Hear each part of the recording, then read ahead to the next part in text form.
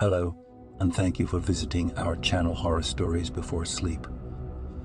Now it's time to listen to another creepy story. Somebody keeps sending me the same text every night. Did you lock the door? First time those words appeared on my screen, my entire body immediately tensed up. I was alone, in my studio apartment, lying in bed. The worst part about living in a studio apartment on the 7th floor is that if somebody did come in, there'd be nowhere to run. Without even thinking, I jumped out of bed and ran straight towards the door. It was locked. Of course it was locked. Just a moment after I checked, I heard someone outside, softly humming a song. I held my breath, listening if they came closer to my door, but then I heard a key turn next door. It was just the neighbor.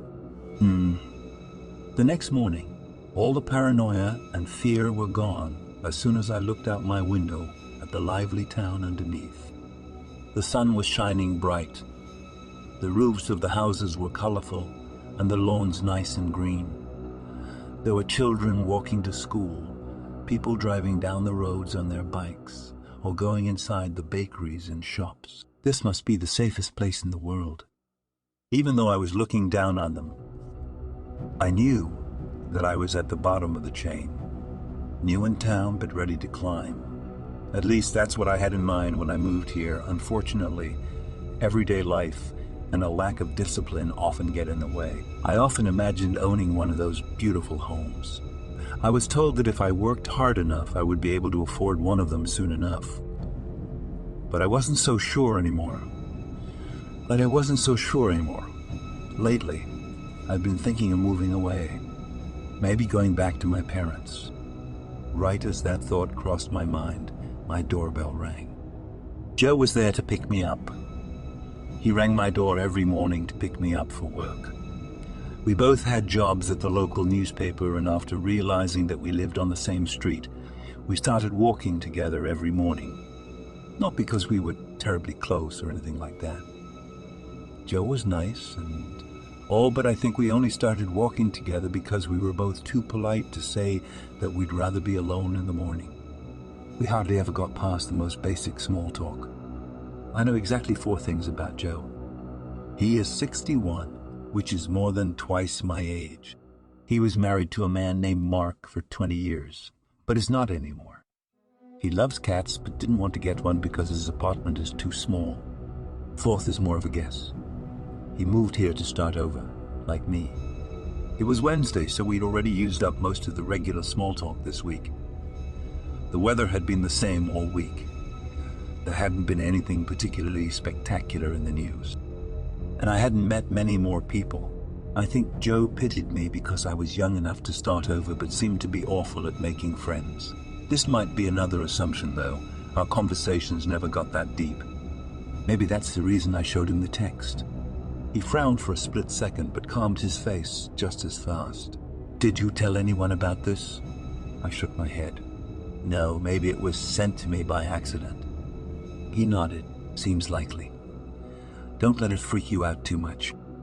He smiled, as a kind father does, but instead of calming me down, it felt like someone had punched my gut. The workday went as always. I spent most of my day spell-checking articles, never writing any of my own. Joe had to work longer that day, so I walked home alone. My dinner was already waiting on my doorstep for me. I ate, watched some television, and went to bed. It was a quiet, usual evening until the clock turned 11:20 and I received the text of the night before. Did you lock the door? This time I decided to text back. Who is this? The response came after a few seconds. Philip. My stomach turned and the phone slipped from my hand. Philip was the name of my little brother. He had been dead for 2 years. It felt too absurd while simultaneously too real. Of course, this wasn't my dead brother texting me, but just reading his name was enough to shatter me entirely from the inside. I'd never gotten over what happened to him. My little brother was 15 years younger than me. When he died, he was only 7. I was 23 then and had moved back home temporarily after college. Tears formed in the corner of my eyes. I shoved my nails deep inside the palm of my hands, a nervous habit I'd formed. Maybe someone was pranking me. Maybe a different Philip was texting me. Or maybe I was hallucinating. But Joe had seen the other text, so it had to be real. I went back to the door and rattled it like crazy. I knew it was locked, that the door wouldn't open, but I couldn't stop trying for some reason. Finally, exhausted, I left the door alone and went to bed. Plagued by nightmares of my little brother, it simultaneously felt like the longest and shortest night. The next morning when I walked up to Joe, I noticed he wasn't alone. A young man was standing with him, chatting him up lively. I even caught a smile on Joe's face. "Good morning, May." "You look terrible," Joe said. "Didn't sleep well," I responded. I looked at the other guy, but he didn't look back. He was quite handsome, but his eyes looked just as bloodshot as mine that day, and it looked like he had some bruises on his arm. "Got another text?" I nodded. I'm not sure it's by accident anymore. "What kind of text?" the new guy suddenly asked and quickly added, "Sorry, don't mean to be nosy." "This is Louis. I met him yesterday. He just started working at the printer," Joe explained. "I'm also your next-door neighbor, I think. At least I was told the girl next door worked at the paper too. Did you make all that noise yesterday?" He laughed nervously. "I thought my new neighbor was a woman. I heard her humming in the hallway." Louis's face turned as red as Joe's hair. "Yeah, no, that was just a visitor." Joe and I exchanged a quick look, but then the three of us started walking to work. After a few minutes of silence, Louis asked, "So what is this whole text thing about?" I started chewing my lip, wondering if I should tell him. "Somebody keeps texting May if she locked her door," Joe answered for me. "When did this guy get talkative?" "That's odd." Louis scratched his head. "It's always locked, right?" "Of course. Every night." I planned on walking home alone after work, but then I heard someone call my name. It was Louis. "Wanna walk home together?" "Joe told me to catch up with you. He has to work longer." "You two seem to get along quite well," I said. I didn't even mean to, but I think I sounded slightly sarcastic. "Afraid I'm gonna steal your best friend," Louis joked, and I actually had to laugh. "Kinda." Louis smiled. He told me I remind him of his son. He was around my age. "Was?" I asked. Louis nodded. "Car crash. Joe made it. His husband and son didn't." I felt a sting inside of my chest. Poor Joe. "Was he the one driving?" I asked. He nodded again. "Was it his fault?" Louis shrugged. "We all have a past, right?" I didn't say anything until he suddenly grabbed my arm. The entire atmosphere shifted in a matter of a second. "What's yours, May?" I looked into his eyes, and all of the former friendliness was gone. I wasn't sure if what I was seeing was anger or fear. I tried to free my arm, but he wouldn't let go. We were only a few houses away from home, and I suddenly did not like the idea of us walking in there together. He probably caught the look of fear on my face, because he suddenly let go. "I'm sorry," he whispered and looked around the street. There were no other people outside. I know I'm not supposed to ask, but that text you get about the door is so weird. Why would they ask you if the door is locked if they're the ones locking it? And why are they locking it? And why are they locking it only at night? What is it we and the other people really do here in town?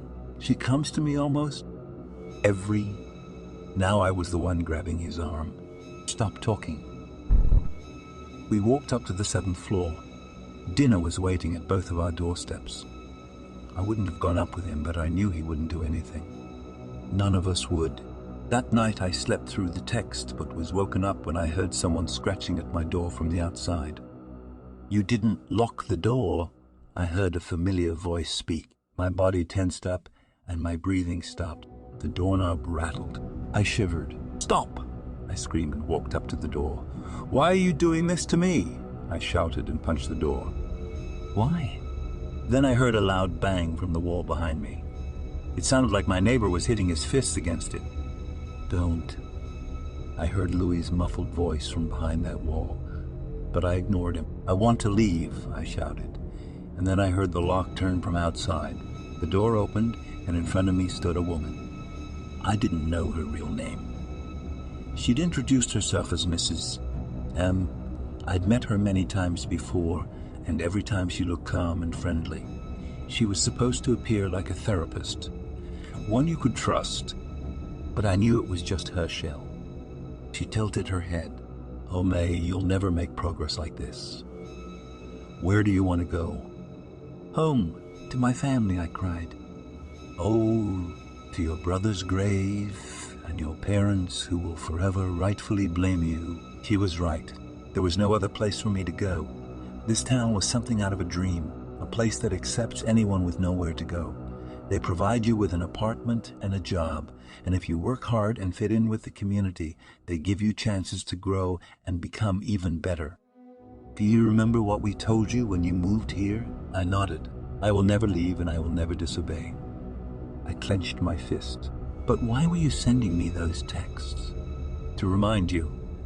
We had a feeling you weren't happy. You weren't grateful. We wanted to remind you of your past."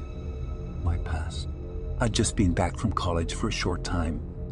I wasn't ready to get serious about life yet. My parents were gone for the night and asked me to watch my brother. I didn't think it would be a problem if I went over to my friend's house for just an hour. Philip was fast asleep in bed. I hadn't realized that I didn't lock the door before leaving. "Did you make Louis ask me about that?" Mrs. M smiled. "I thought the two of you could connect. He's blaming himself for dead children as well." She chuckled. I didn't respond to that. Whatever happened couldn't have really been Louis's fault because he would be at prison and not here. They want us to believe it's our fault, so we will stay.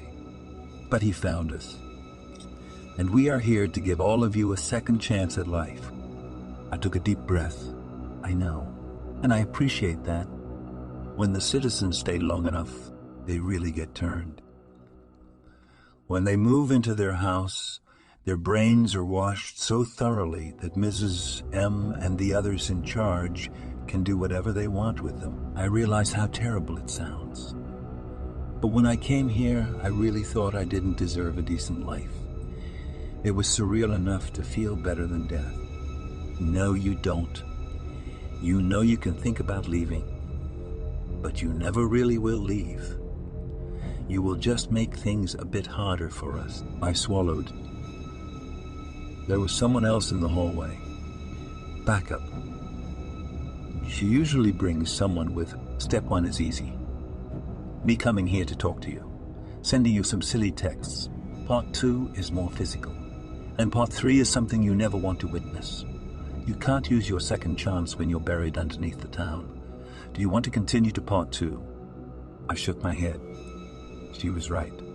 If I just did what I was supposed to, things went smoothly for me. I didn't have to worry about the regular things in life. I don't have to buy my own food, make sure I have a job, or try hard to earn forgiveness.